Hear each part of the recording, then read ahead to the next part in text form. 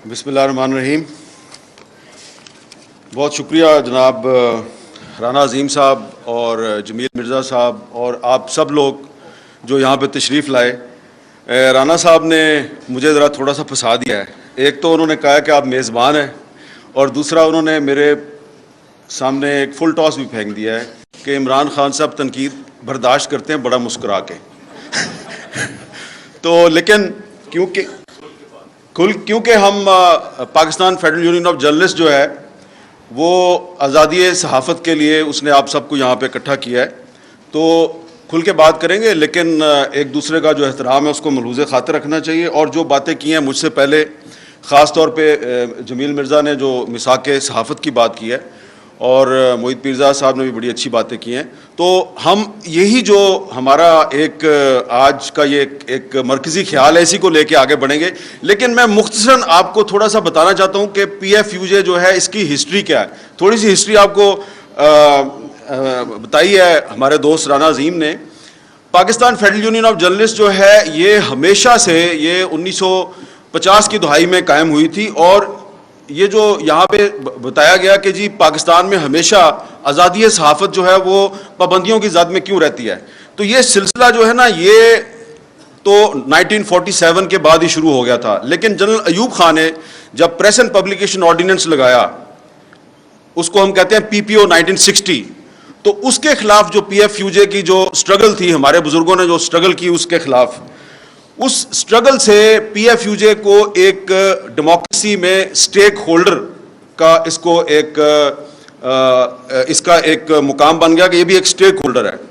और सबसे अहम तरीन बात है जो अभी कहा गया कि जी कुछ लोग जो हैं वो एक पॉलिटिकल पार्टी के साथ हैं, कुछ लोग दूसरी के साथ हैं, कुछ तीसरी के साथ हैं। तो मैं अपने छोटे भाई को बड़े एहतराम से कहूँगा कि हमारी जो PFUJ की हिस्ट्री है उसमें इस चीज़ को बॉदर नहीं करते हम कि कौन किस पॉलिटिकल पार्टी के साथ है। बॉदर सिर्फ ये करना है कि आप जिस पॉलिटिकल पार्टी को सपोर्ट कर रहे हैं आप करें, लेकिन अगर आपकी आज़ादी राय पे, आपकी आज़ादी इजहार पे कोई पॉलिटिकल पार्टी पाबंदी लगाती है, ख्वाह वो हुकूमत में है या अपोजिशन में है, तो आपने उसके खिलाफ आवाज़ बुलंद करनी है।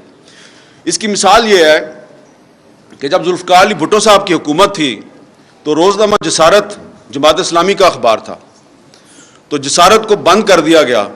तो PFUJ के जो उस वक्त हमारे सरबराह थे मिनाज बर्रा साहब और सेक्रेटरी थे निसार उस्मानी साहब, उन्होंने इसकी मुखालफत शुरू कर दी, मुजाहरे शुरू कर दिए। तो हमारे कुछ दोस्तों ने कहा कि जी ये तो जमात इस्लामी का अखबार है और ये जमात इस्लामी जो है इसने तो हमेशा हमारी मुखालफत की है, तो आप इसके लिए आवाज़ क्यों उठाते हैं। तो उस्मानी साहब ने कहा नहीं, ये अखबार तो है ना और एक ख़ास स्कूल ऑफ थॉट का अखबार है, तो अगर इसकी आवाज़ दबाई गई है तो ये फ्रीडम ऑफ स्पीच को दबाया गया, तो हमने इसकी मुखालफत करनी है। उन्होंने की इसकी मुखालफत।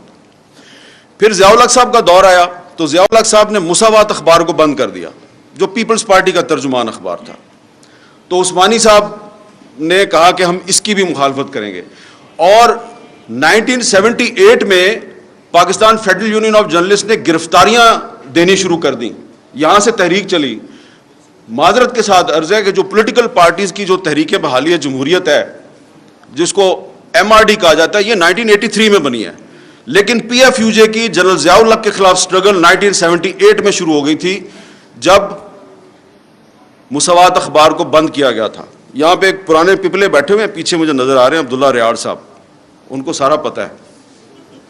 तो फरदुल्ला बाबर साहब भी इन बातों की तायीद करेंगे। तो इसलिए ये जो मसला है ना कि जी आप एक पॉलिटिकल पार्टी का जो मौक़िफ़ है उसको क्यों सपोर्ट कर रहे हैं, बतौर एक सहाफ़ी ये हमारी एक इंटरनल डिबेट है कि आपको रेड लाइन कितनी क्रॉस करनी है कितनी नहीं करनी। लेकिन अगर आप कर भी रहे हैं और आपकी आवाज़ दबाई जाती है तो ये नाकाबिल कबूल है, ये आर्टिकल 19 की खिलाफ वर्जी है। हमारे दोस्त जनाब शुएब शाहीन साहब ने बड़ी ज़बरदस्त बातें की हैं। इन्होंने लॉयर्स मूवमेंट याद दिलाई हमें 2007 में, जब पाबंदियां थी और हम सड़कों पे प्रोग्राम करते थे और इमरान खान साहब भी आते थे और मुस्लिम लीग नून के लोग भी आते थे और भी सारे लोग आते थे। लेकिन हमारा एक ख्याल था कि लॉयर्स मूवमेंट जो है उसके नतीजे में पाकिस्तान में जो कानून की बालादस्ती का जो तस्वुर है, ये तस्वुर जो है ये मजबूत होगा। लेकिन ये तस्वुर जो है ये मजबूत नहीं हुआ। ये मैं बड़ी बदकिस्मती से बात करूंगा, जो फ्रूट है ना, जो फल है इस स्ट्रगल का, वो नहीं मिला। اور اسی لیے پھر اس کے بعد ہمیں خود عدالتوں میں جا کے اور کہنا پڑا کہ یہ جو ہمارے میڈیا میں جو کچھ ہو رہا ہے اس کو بند کریں. میں نے 2012 میں سپریم کورٹ میں پٹیشن فائل کی کہ یہ جو انفارمیشن منسٹری کا سیکرٹ فنڈ ہے اس کو آپ بند کریں, کیونکہ یہ جو سیکرٹ فنڈ ہے اس سے صحافیوں کو رشوت تقسیم کی جاتی ہے. اس وقت پیپلز پارٹی کی گورنمنٹ تھی. انفارچونیٹلی پیپلز پارٹی کی گورنمنٹ نے بڑی مخالفت کی ہماری, لیکن ہم نے کہا کہ یہ غلط بات ہے. اور اس کے بعد پھر بہت سے اور ایشوز تھے جس کے بعد ہمیں غداری کے الزامات لگنے شروع ہو گئے, حملے ہو گئے. تو آج آپ کو بھی غدار کہا جا رہا ہے, آپ کو بھی غداری کے مقدمات میں ملوث کرنے کی دھمکیاں دی جا رہی ہیں. تو ہم نے تو بھائی ہمیشہ سے یہ جو غدار کا ٹیگ لگانے والے لوگ ہیں اور غداری کے سرٹیفکیٹ تقسیم کرنے والے لوگ ہیں, ہم نے تو ان کی ہمیشہ سے مخالفت کی ہے. اب آپ بھی اس کی زد میں آ رہے ہیں تو ویلکم ٹو دا ٹریٹرز کلب, ہم آپ کو خوش آمدید کہتے ہیں غداروں کے کلب میں. اس کی وجہ یہ ہے کہ میں ذاتی طور پہ ہمیشہ یہ کہتا ہوں کہ اگر کوئی مجھے غدار کہتا ہے تو 100 دفعہ کہے کہ میرے لیے فخر کی بات ہے.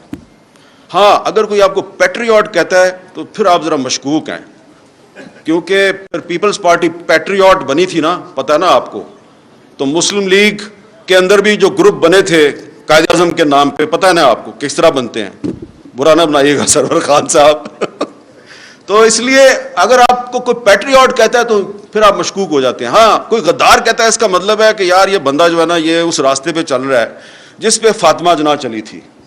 سب سے پہلے اس ملک میں مادر ملت محترمہ فاطمہ جناح کو جنرل ایوب خان نے کہا یہ انڈین ایجنٹ ہے اور کہا کہ یہ غدار ہے. اس لیے آج کے پاکستان میں جب کسی سیاستدان کو غدار کہا جاتا ہے تو میں سمجھتا ہوں کہ اسے اس پہ اعتراض نہیں کرنا چاہیے, خوشی کے ساتھ کہیں کہ ہاں میں غدار ہوں, آؤ مجھے گرفتار کرو, آؤ میرے پہ مقدمہ چلاؤ. لیکن اگر کوئی فوجی ڈکٹیٹر جو ہے اس پہ آرٹیکل 6 کو ایبروگیٹ کرنے کا الزام ہے تو اس پہ مقدمہ ضرور چلنا چاہیے, اس کو کنوکٹ کیا گیا تو اس کو سزا بھی ملنی چاہیے. تو یہ شعیب شاہین صاحب جو ہیں یہ میری اس بات سے اتفاق کریں گے, انہوں نے بڑے خوبصورت طریقے سے آپ کو ڈیفائن کر دیا ہے کہ آئین کی خلاف ورزی ایک اور چیز ہے اور آئین کو ایبروگیٹ کرنا ایک اور چیز ہے. تو آئین کی خلاف ورزی پر آپ ایک مقدمہ چلا سکتے ہیں کہ بھئی تم نے ٹریفک سگنل توڑا ہے, تمہیں جرمانہ کرتے ہیں, لیکن ٹریفک سگنل توڑنے پہ آپ کہیں کہ تم غدار ہو, تم نے آئین ایبروگیٹ کیا ہے. تو یہ بات جو ہے یہ ناقابل قبول ہے. اس لیے پولیٹیکل گورنمنٹ کو فوجی ڈکٹیٹروں کے راستے پہ بالکل بھی نہیں چلنا چاہیے. اب یہ جس پی ایف یو جے کے سیمینار پہ آپ آئے ہیں یہ وہ پی ایف یو جے ہے جس نے ہر مشکل وقت میں جب بھی آزادی صحافت پہ کوئی برا وقت آیا تو اس پی ایف یو جے نے اس پہ سڑکوں پہ بھی لڑائی لڑی اور عدالتوں میں بھی لڑائی لڑی. تو اس لیے میں آج کیونکہ عمران خان صاحب ہیں, تحریک انصاف کے بہت سے لیڈر یہاں پہ بیٹھے ہوئے ہیں, تو آپ کو فوڈ فار تھاٹ دینا چاہتا ہوں کہ آپ ذرا سوچیں کہ جب آپ حکومت میں آتے ہیں تو کیا وجہ ہوتی ہے کہ یہ پی ایف یو جے جو آج آپ کی ہوسٹ ہے یہ آپ کی حکومت کے اقدامات کے خلاف عدالتوں میں چلی جاتی ہے. جیسا کہ آپ کو ہمارے دوست بتا رہے تھے کہ پیکا لا جو ہے یہ جب 2016 میں آیا تو مسلم لیگ نون کی حکومت تھی, اور اس وقت جب ہم نے اس لا کی مخالفت کی پیکا کی تو ہمیں کہا گیا کہ یہ آپ کے پیچھے ڈالر بول رہے ہیں. یاد ہے نا آپ کو, وہ ایک منسٹر ہوتی تھی ان کی, انہوں نے کہا آپ کے پیچھے ڈالر بولتے ہیں. ہم نے ان کو کہا کہ یہ تم آج 2016 ہے, تم یہ پیکا لا بنا رہی ہو, یہ اسی لا میں تم اندر ہو جاؤ گی. اب وہ کہیں نظر ہی نہیں آتی, پتہ نہیں کدھر چلی گئی ہے وہ. اچھا, اسی طرح پھر 2017 میں جب مسلم لیگ نون کی جو حکومت ہے اس نے ایک ایگزیکٹو آرڈر کے ذریعے تمام ٹی وی چینلز پر پابندی لگائی, تو ہم نے یہاں اسلام آباد میں ایک سکوت میڈیا کیمپ لگایا. ایک سکوت ڈھاکہ ہوا تھا, ہم نے کہا یہ سکوت میڈیا ہو گیا کیونکہ سارا میڈیا ہی بند کر دیا ہے. وہ فیض آباد میں دھرنا چل رہا تھا, اس کو روکنے کے لیے سارا میڈیا ہی بند کر دیا انہوں نے.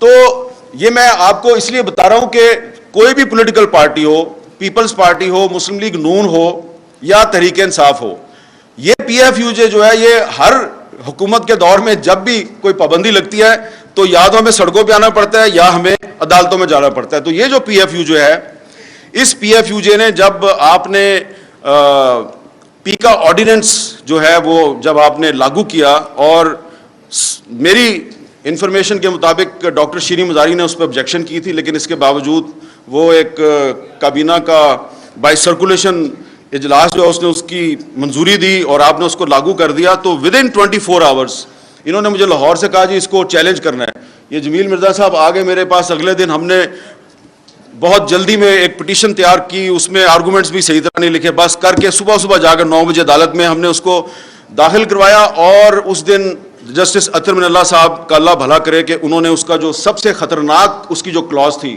اس کو انہوں نے سسپینڈ کر دیا. اگر وہ سیکشن 22 اگر وہ اس دن سسپینڈ نہ کرتے تو آج یہ آپ یہاں پہ جو سیمینار کر کے کوئی چلا جائے گا, کوئی پتہ نہیں شاید جا سکے یا نہ جا سکے, کہیں کہاں پھنس جائے. لیکن یہ ہے کہ یہ شعیب شاہین صاحب تو پچھلے سیمینار میں بھی تقریر کر کے ابھی تک آپ صحیح سلامت پھر رہے ہیں. اگر وہ اطہر من اللہ صاحب اس سیکشن کو سسپینڈ نہ کرتے تو یہ بات کرنا آج یہاں پہ بڑا مشکل ہو جاتا. اس لیے یہ بات بالکل صحیح کی جا رہی ہے کہ ملٹری ڈکٹیٹر کے دور میں اور آج کے دور میں جو فرق ہے وہ یہ ہے کہ ملٹری ڈکٹیٹر کے دور میں آپ کو پتا ہوتا ہے کہ آپ کا دشمن کون ہے.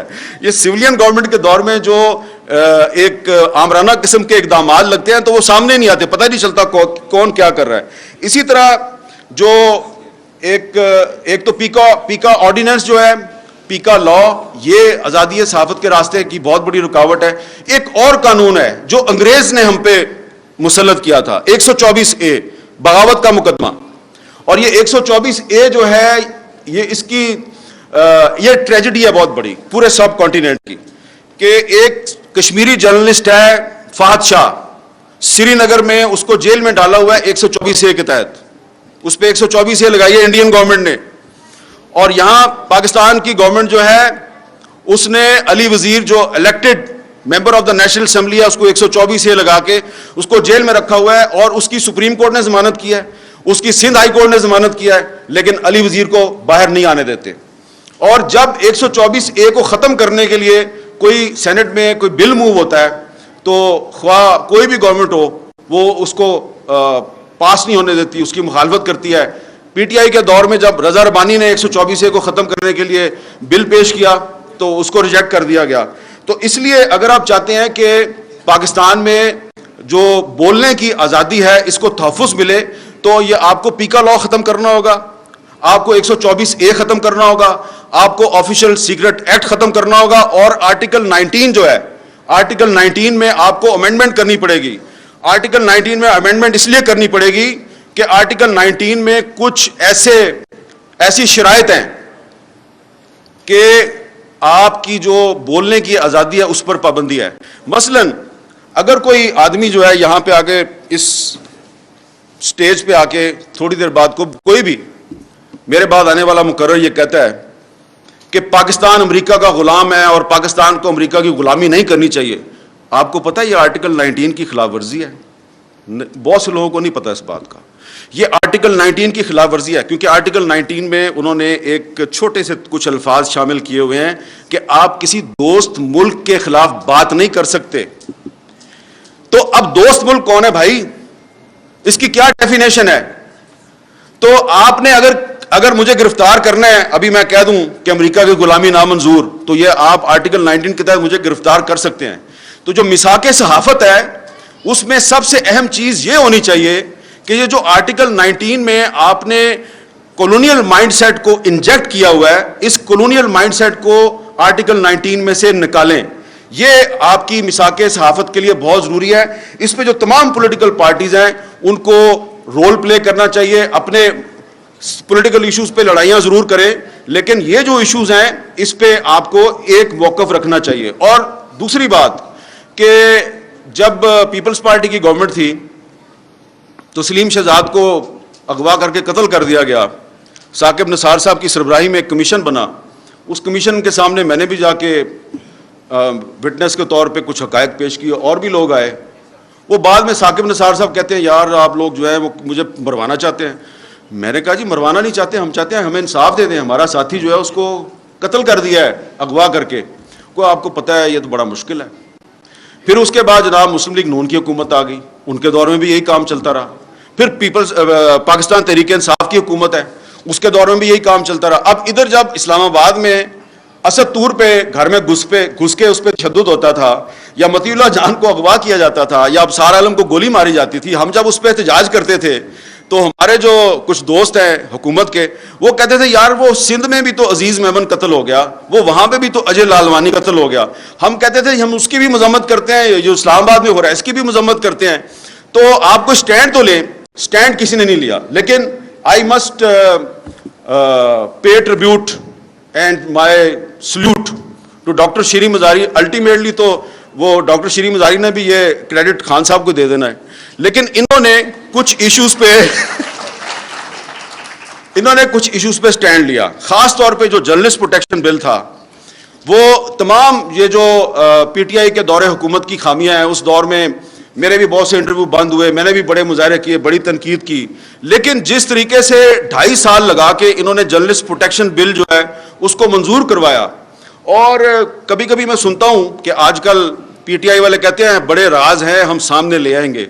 بھائی ہمارے پاس بھی بڑے راز ہیں, ہم بھی سامنے لے آئیں گے اور بتائیں گے کہ ڈاکٹر شیریں مزاری جو ہے اس کو جرنلسٹ پروٹیکشن بل کی وجہ سے کہاں کہاں پہ کون کون اس کو طلب کرواتا تھا, اس کو پیشیاں بھگتنی پڑتی تھی, کون اس کو کیا دھمکیاں دیتا تھا. یہ بتا دوں گا نا میں, جس دن میں سیریس بات کر رہا ہوں اس دن آپ لوگوں کو لینے کے دینے پڑ جائیں گے. But I am not here to embarrass anyone. میں آپ کو اس پہ شاباش دینا چاہتا ہوں کہ آپ نے وہ جرنلسٹ پروٹیکشن بل منظور کروایا. اتنی مشکل زگ زیگ میں سے نکل کے فروغ نسیم نے پوری کوشش کی کہ یہ بل منظور نہ ہو, لیکن پھر بھی وہ بل منظور ہو گیا. اور اس کا کریڈٹ جو ہے وہ مینلی ڈاکٹر شیریں مزاری کو جاتا ہے, اور پھر بعد میں آپ تحریک انصاف کو بھی اس کا کریڈٹ دے دیں. لیکن یہ بات میں اس لیے کر رہا ہوں, میری بات کا برا نہ بنائے, کہ جب فروغ نسیم صاحب اس بل کے خلاف سازشیں کر رہے تھے اور انہوں نے جو مسنگ پرسنز کا بل تھا اس کے خلاف بھی سازشیں کی, تو کوئی روکنے والا نہیں تھا ان کو. یہ بڑا پرابلم ہے کہ آپ اس کو روک نہیں رہے تھے. اور مجھے پتا ہے کہ مجھے کہاں کہاں سے پریشر آتا تھا کہ یار یہ تم کیوں یہ شیریں مزاری کے بل کو لیے پھر رہے ہو. جب اس کو پی ایف یو جے نے سپورٹ کر دیا اور اس کو human rights commission of Pakistan نے سپورٹ کر دیا, اور مجھے آئی اے رحمان مرحوم نے کہا, میں نے جب ان کو جا کے اس کا ڈرافٹ رکھا تو آئی اے رحمان صاحب نے کہا حامد یہ بل منظور ہو جائے گا. میں نے کہا سر ہو جائے گا. اس نے کہا اس کا مطلب ہے میری ساری زندگی کی جو سٹرگل ہے وہ کامیاب رہی. وہ بل منظور ہو گیا, وہ بل منظور ہو گیا. لیکن پھر کیا ہوا کہ پھر اس میں ایک کمیشن بننا تھا کہ کسی صحافی پہ جب حملہ ہوتا ہے تو وہ کمیشن جو ہے اس نے انکوائری کرنی تھی, اور اس کمیشن میں ورکنگ جرنلسٹ کی تعداد زیادہ تھی. اب وہ کمیشن اگر وہ کمیشن آج ہوتا تو یہ جو بہت سے صحافی ہمارے سامنے بیٹھے ہیں جن پہ آج کل مقدمات درج ہو رہے ہیں اور ان کو ہراسمنٹ کا سامنا ہے, تو وہ کمیشن ان کی انکوائری کر رہا ہوتا. نہ وہ کمیشن بن سکا, نہ ہی اس کمیشن کا سربراہ جو ہے اس کی تقرری ہو سکی. لہٰذا یہ جو میثاق صحافت ہے اس میں ایک چیز یہ بھی شامل ہونی چاہیے کہ جو پچھلے دور میں جو جرنلسٹ پروٹیکشن بل بنایا گیا تھا, اس جرنلسٹ پروٹیکشن بل میں جو کمیشن ہے اس کو کمیشن کی تشکیل مکمل کی جائے, اس کا چیئرمین لایا جائے. کیونکہ اگر وہ کمیشن نہیں بنے گا تو اس کا مطلب ہے کہ جرنلسٹ پروٹیکشن بل جو ہے وہ صرف ایک ڈاکومنٹ ہے اور اس کی کوئی پریکٹیکل حیثیت نہیں ہے. وہ بل جو ہے وہ ضرور بننا چاہیے, اور اگر وہ بل نہیں بنتا تو اس کا مطلب ہے کہ پھر یہ جو اس وقت حکومت ہے یہ آزادی صحافت جو ہے اس میں اتنی سنسیئر نہیں ہے جتنے کہ دعوے کیے جا رہے ہیں. تو میں نے کافی ساری باتیں کر لی ہیں, لیکن ایک بات میں آخر میں ضرور کروں گا کہ اسلام آباد ہائی کورٹ بار ایسوسی ایشن جو ہے اس نے پاکستان تحریک انصاف کے دور حکومت میں ایک آبزرویشن دی تھی تقریباً 5-6 مہینے پہلے کہ لاپتہ افراد کا جو معاملہ ہے اس پر اب میڈیا میں بات کرنا بڑا مشکل ہو گیا ہے. وہ تو تھا تحریک انصاف کا دور حکومت, اب شہباز شریف صاحب کا دور حکومت ہے. اب انہوں نے ایک کمیٹی بھی بنا دی ہے, لیکن ابھی بھی ایسا لگ رہا ہے کہ لاپتہ افراد پہ بات کرنا کافی مشکل ہے. اور آپ لوگ اپنے جلسوں میں اپنی تقریروں میں ہر ایشو کو چھیڑتے ہیں. مجھے لگتا ہے کہ آپ سوائے شیریں مزاری کے آپ لوگ اس ایشو کو اوائڈ کرتے ہیں. میں یہ نہیں چاہتا کہ شعیب شاہین کی طرح ڈائریکٹ آپ کو میں کہوں کہ پہ جاؤ, میں بالکل یہ نہیں کہوں گا کہ پہ جاؤ, لیکن یہ ایک ایشو ہے. اگر آپ پاکستان میں آئین اور قانون کی بالادستی چاہتے ہیں تو یہ جو انفورسڈ ڈس اپیرنسز کا مسئلہ ہے, لاپتہ افراد کا مسئلہ ہے, اس پر آپ کو سٹینڈ لینا پڑے گا. اور اس کا براہ راست تعلق جو ہے وہ آزادی اظہار کے ساتھ ہے, کیونکہ ہمارے بہت سے صحافی ساتھی جو ہیں ان کو اغوا کیا جاتا ہے, اٹھا لیا جاتا ہے صرف اسی چکر میں کہ آپ جو ہے ریڈ لائن کراس کرتے ہیں, اور پولیٹیکل ورکر جو ہے اس کو تو اٹھا کے غائب بھی کر دیا جاتا ہے. ہمارے کچھ ساتھی جو ہیں وہ جا کے پھر واپس آتے ہیں اور پھر وہ چپ ہو جاتے ہیں.